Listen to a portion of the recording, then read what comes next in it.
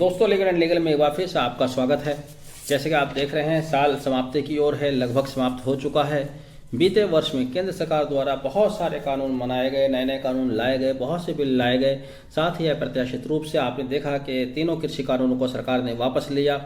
जाते जाते केंद्र सरकार ने इस साल के जाते जाते एक नया कानून लाई है, जिसे the election laws amendment act 2021 के नाम से जाना जाएगा। और यह कानून लोगों की भावना के अनुरूप या लोगों की मांग के अनुरूप भी था। हाल के दिनों में हम देख रहे हैं, सोशल मीडिया का दौर है। बहुत सी बातें जो सोशल मीडिया पर लोगों द्वारा एक्सप्रेस की जाती हैं, सरकार उनको मान लेती है और उन्हीं के परिप्रेक्ष्य में बहुत सारे निर्णय लिए गए, जिनमें से एक ये भी इसी तरह से देखने में को आ रहा है। जी हाँ, इस नए कानून में क्या है वो मैं आपको बताऊंगा। लेकिन अगर आप इस चैनल पर अभी भी नए हैं और आपने अभी तक चैनल को मेरे को सब्सक्राइब नहीं किया है, तो प्लीज़ बेल आइकन को प्रेस कीजिए और चैनल को सब्सक्राइब कर लें। जी हाँ, मैं शुरू करता हूँ। जैसे कि मैंने बताया, the election laws amendment act 2021 amendment act, यानी कि पहले से ही हमारे पास 2 एक्ट विद्यमान थे, उन्हीं में संशोधन करके ये नया कानून या नया बिल लाया गया है, जिसे 20 दिसंबर को केंद्रीय कानून मंत्री किरण रिजिजू द्वारा पेश किया गया। लोकसभा से पास होने के बाद राज्यसभा से भी ये बिल पास हो गया है, अभी राष्ट्रपति महोदय के समक्ष मंजूरी के लिए गया हुआ है। बिल को पास करने का तरीका वही था जो बहुमत की सरकारों का होता है। ध्वनिमत से बिल पास किया गया। विपक्ष ने इस पर काफ़ी हाय हुल्ला भी किया, उन्होंने इसके ऊपर बहस की भी मांग की, लेकिन चूँकि ये सरकार ने ये बहुमत से पास कराया और ये राज्यसभा से भी पास हो गया। आते हैं कि इस कानून में नया क्या है। हमारे पास पहले से 2 कानून थे। The representation of people act 1950, जिसमें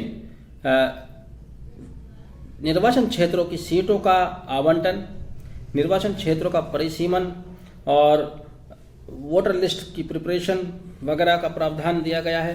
दूसरा act the representation of people act 1951, जिसमें चुनाव कराया जाना और चुनाव से संबंधित अपराधों का निवारण करना या अपराधों के संबंध में प्रावधान किया गया है। इन दोनों ही कानूनों में थोड़ा थोड़ा संशोधन करके ये नया बिल, नया एक्ट जो कि अब एक्ट बनने वाला है, the election laws amendment bill 2021 अब एक्ट बन गया है। राष्ट्रपति की मोहर बाकी है, एक्ट बन जाएगा, ये लाया गया। सबसे ज़्यादा इम्पोर्टेंट जो इस बिल में है वो क्या है? वो है कि अब सभी मतदाता आधार कार्ड के माध्यम से अपने रोल लिस्ट में अपडेट हो जाएंगे। यानी कि अगर आपका पहले से आधार कार्ड बना हुआ है, पहले से आपका वोट बना हुआ है, तब आपको आधार नंबर देना होगा। इलेक्शन ऑफिसर आपसे आपका आधार नंबर मांग सकता है। यह the representation of people act 1950 की सेक्शन 23 के सब क्लॉज 3 के बाद नए 3 क्लॉज ऐड किए गए हैं, sub clause 4, sub clause 5, sub clause 6, जिसमें कहा गया है कि इलेक्शन ऑफिसर आपसे आधार नंबर मांग सकता है यदि आप पहले से एनरोल्ड हैं। अगर आप पहले से एनरोल्ड नहीं हैं और अपना वोट बनवाना चाहते हैं, भी आप 18 साल के हुए हैं, तब आपको अपनी एप्लीकेशन के साथ आधार नंबर भी देना होगा। साथ ही इसमें भी कहा गया है, यदि कोई मतदाता सेक्शन 6 सब क्लॉज 6 में दिया गया है, section 23 sub clause 6 of representation of people act 1950 में ये भी कहा गया है कि यदि कोई मतदाता आधार नंबर नहीं दे पाता है या नहीं देता है, तब उसका नाम मतदाता सूची में शामिल करने से इनकार नहीं किया जा सकता, यानी कि ये मैंडेटरी नहीं है। यहीं पर सवाल पैदा हुआ, यहीं पर विपक्ष को मौका मिला बहस करने का। चूंकि आधार कार्ड बहुत सी योजनाओं में कंपलसरी नहीं है। सुप्रीम कोर्ट के भी इससे पहले कई आदेश हैं। केरला के हाई कोर्ट द्वारा, रिटायर्ड हाई कोर्ट द्वारा भी निजता के अधिकार को लेकर एक सुप्रीम कोर्ट में रिट फाइल की गई, तो उस पर सुप्रीम कोर्ट ने निजता के अधिकार को न सिर्फ देश बल्कि अंतर्राष्ट्रीय परिप्रेक्ष्य में देखकर व्याख्या की थी और इसे निजता का हनन माना था। इसके बावजूद भी बहुत सी जगह कंपलसरी ना होते हुए भी, मैंडेटरी ना होते हुए भी आधार को वहाँ के लोगों ने मैंडेटरी किया हुआ है। जैसे कि फॉर एग्जाम्पल, अगर आप बैंक में जाते हैं खाता खुलवाने, कहते हैं कि आधार मैंडेटरी नहीं है, सुप्रीम कोर्ट के आदेश हैं, हाई कोर्ट्स के आदेश हैं, लेकिन वहाँ आप बिना आधार के खाता नहीं खुलवा सकते। तो यहाँ पर एक सवाल यह है कि अगर किसी के पास आधार कार्ड नहीं है, कल को क्या उसको वोट से वंचित तो नहीं किया जाएगा। हालांकि सरकार ने बाकायदा सब क्लॉज 6 में ये कहा है कि यह आधार अभी मैंडेटरी नहीं है। हालांकि अगर मैंडेटरी हो भी जाए तब भी कोई फर्क नहीं पड़ता है। लगभग देश में सभी लोगों के आधार बन चुके हैं, जिनके नहीं बने इस बहाने उनके आधार भी बन जाएंगे। हो जाना चाहिए, क्योंकि ये लोगों की डिमांड थी, लोगों की मांग थी कि उनका वोट या उनका वोटर कार्ड आधार से लिंक हो जाना चाहिए। तो लोगों की मांग को सरकार ने माना और एक नया कानून पारित किया। दूसरा जो इसमें महत्वपूर्ण संशोधन किया गया है वो क्वालिफिकेशन डेट के बारे में है। जैसे कि the representation of people act 1950 की सेक्शन 14 में धारा 14 में क्वालिफिकेशन डेट केवल एक दी गई थी कि यदि जिस वर्ष मतदाता सूची बनती है या उसका संशोधन किया जाता है, रिवाइज की जाती है, उस साल अगर कोई व्यक्ति 18 साल का 1 जनवरी को 18 साल का हो जाता है तब वह अपना नाम मतदाता सूची में शामिल करा सकता है। तो पहले एक ही तिथि थी 1 जनवरी, लेकिन अब इसकी जगह उसको 4 ऑप्शन दिए गए हैं। यदि कोई व्यक्ति 1 जनवरी, 1 अप्रैल, 1 जुलाई और 1 अक्टूबर को भी 18 साल का होता है तो वह अपना नाम मतदाता सूची में जुड़वा सकता है। अब उसे 1 साल इंतज़ार नहीं करना पड़ेगा। पुराने कानून के मुताबिक यदि कोई वयस्क फरवरी में 18 साल का हो जाता है, मतदाता सूची का रिवीजन होता है तो उसको अगले 1 साल के लिए इंतज़ार करना पड़ता था। अब ऐसा नहीं है, वो 1 अप्रैल या 1 अक्टूबर या 1 जुलाई या 1 अक्टूबर को भी अपना नाम मतदाता सूची में ऐड करा सकता है अगर वो इन डेट पर 18 साल का हो जाता है। तीसरा जो संशोधन किया गया है यूटिलाइजेशन ऑफ प्रेमिसेस।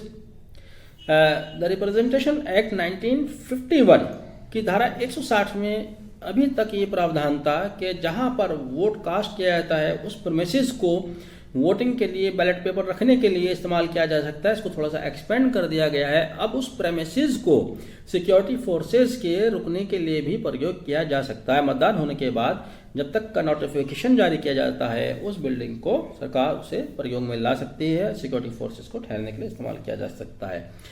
और चौथा सबसे महत्वपूर्ण, सबसे ज़्यादा महत्वपूर्ण इसका प्रावधान है वो ये कि आधार लिंक हो जाएगा। दूसरा, इसको सरकार बता रही है कि ये जेंडर न्यूट्रल है। जेंडर न्यूट्रल किस तरह से है? The representation of people act 1950 की धारा 60 में ये कहा गया था जो व्यक्ति अपने संसदीय क्षेत्र से या अपने विधानसभा क्षेत्र से दूर, जहां पर इलेक्शन होता है उस क्षेत्र से दूर नौकरियां कर रहे हैं, जैसे कि आर्म फोर्सेस के लोग हैं, पुलिस के लोग हैं, तो उनकी पत्नियां वहां से बैलेट वोट कास्ट कर सकते थे। पत्नियां, वाइफ वर्ड यहाँ इस्तेमाल हुआ था। अब देखिए 1950 से लेकर 2020-21 तक बहुत परिवर्तन आ चुके हैं। अब महिलाएं भी लगभग बराबर के सभी जॉब्स में आ रही हैं। कोई ऐसा क्षेत्र नहीं है जहाँ महिलाएं नहीं आ रही हैं। तो वहाँ पर वाइफ वर्ड को हटाकर और शी वर्ड को हटाकर उसकी जगह उसको सब्स्टिट्यूट किया गया है स्पाउस से। अब उस वर्ड की जगह स्पाउस शब्द इस्तेमाल किया गया। सरकार ने जब ये बिल पेश किया तो उसने इस बिल की ज़रूरत भी बताई कि ये बिल क्यों लाया जा रहा है, इस कानून का नहीं क्या ज़रूरत है। तो उसके लिए उसका एक ऑब्जेक्ट यह भी दिया गया कि वो है जो मल्टीपल एनरोलमेंट होते हैं उसको रोकना चाहती है। ये बात सही है। इसका सबसे ज़्यादा जो प्रभाव पड़ने वाला है, अगर मतदाता आधार से लिंक हो जाते हैं तो इसका सबसे ज़्यादा प्रभाव पड़ेगा मेट्रोपॉलिटन सिटीज़ में, जैसे कि मुंबई हुआ, बेंगलोर हुआ, दिल्ली हुआ, जहाँ दूसरे स्टेट्स के, दूसरे शहरों के लोग आकर बस जाते हैं। दिल्ली का एग्जाम्पल ले लीजिएगा। दिल्ली तो चारों तरफ से छोटे छोटे स्टेट कई सारे जुड़े हुए हैं, छोटे बड़े।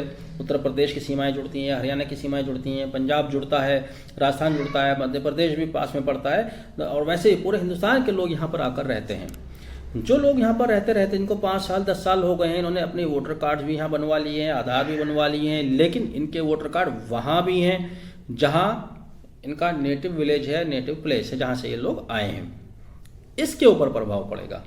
तो आने अब वाले कुछ इलेक्शंस में या कुछ समय में हम ये देखेंगे कि इस तरह की मल्टीपल वोट्स भारी तादाद में ख़त्म होगी, जिसकी वजह से वोटिंग परसेंटेज जो अभी तक हमें 35 या 40% दिखाई देता है वो बढ़ जाएगा। क्यों बढ़ जाएगा? क्योंकि इस तरह की जो डुप्लीकेट्स वोट आ रही हैं वो कम हो जाएंगी।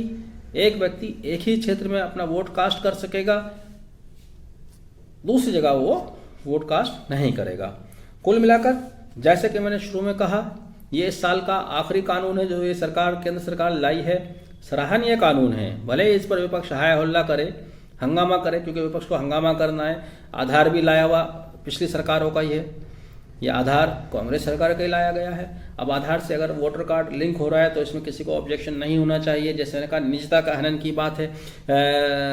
केरला हाई कोर्ट के पूर्व जस्टिस का भी एक मुकदमा चर्चा में रहा, लेकिन जब आपका डेटा सरकार द्वारा मेंटेन किया जाता है, आधार ही सरकारी मशीनरी है और सरकार ही उसे कहीं और इस्तेमाल कर रही है, तो यहाँ पर निजता का हनन का तो सवाल ही पैदा नहीं होता। अगर सरकार चाहे तो आधार जहाँ से बनकर आता है, आपका जो मैकेनिज्म उसके पीछे लगा हुआ है, जो मशीनरी उसके पीछे लगी है, वहाँ भी उसका मिसयूज हो सकता है। सरकार के पास आपकी और भी बहुत सारी सूचनाएं होती हैं, बैंक में आपने आधार दिया हुआ है, जगह जगह आपको आधार देना होता है। तो मैं समझता हूँ कि निजता के हनन का कोई सवाल यहाँ पर पैदा नहीं होना चाहिए। अननेसेसरली इसको इशू बनाया जा रहा है।